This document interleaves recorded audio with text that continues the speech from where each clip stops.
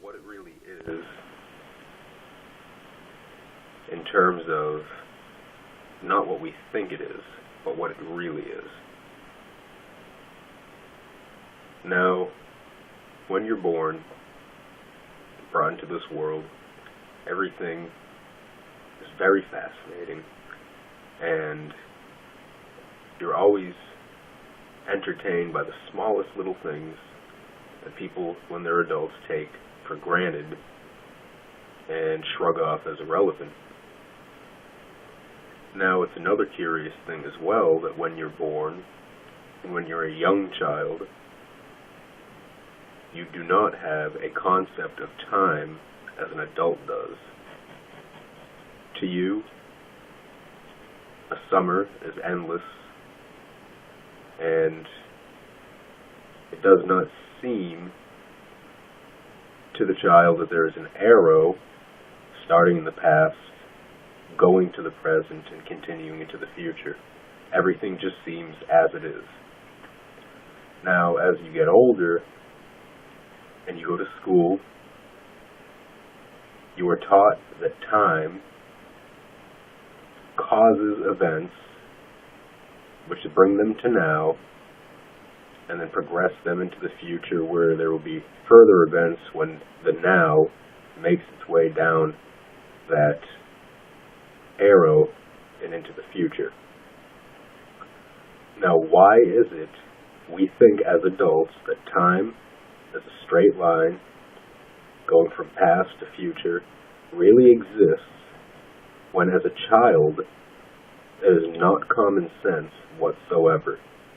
Where did we get this idea that time exists in the way that we think that it does, when there's no evidence for that in the real world? Now, we may take a watch or a clock, for example, and say, oh, well, it measures time and it moves forward into the future from the past, a sort of tick, tick, tick, tick. Now, that does not mean that time actually moves this way. That is just the human being's way of keeping track of what we have imagined to be moments progressing from the past to the future.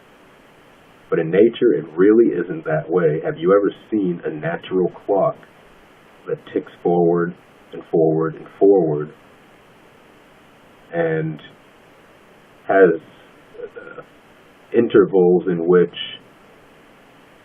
it goes down the line and returns again in a full circle and repeats? That doesn't happen in nature. In nature, everything's happening all at once, everywhere, but nobody ever realizes it.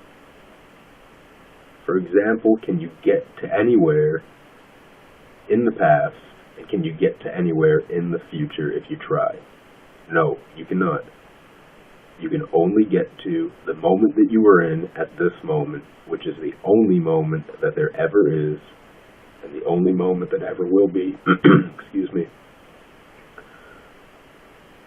For example, if you listen to music, I'm very fond of music recorded in the 1920s, 30s, and 40s. And if you listen to a song from the 30s, you think, because of what you were taught, that it was recorded in the past and you are hearing the past.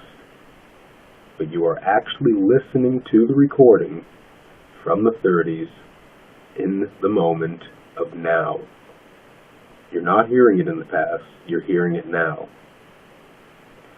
So it's a very curious thing that we are taught as we get older that time progresses from the past to the future in a sort of straight line, when in reality, like I said, there is no evidence for that in nature. Inches, for example, inches that you find on a ruler, they're very useful in day-to-day life to measure things out, so that way you can get them to the precise size that you would like them, and all will be well. But in reality, there are no inches in nature. You don't find inches lying around. They are used by the human being as a way to measure out and keep track of the size of something. Therefore, time is the same way. It is a human invention to keep track of things that will happen and things that have happened. But you must realize that they are all happening now and will always be happening now, for there's no other moment to experience except for this one.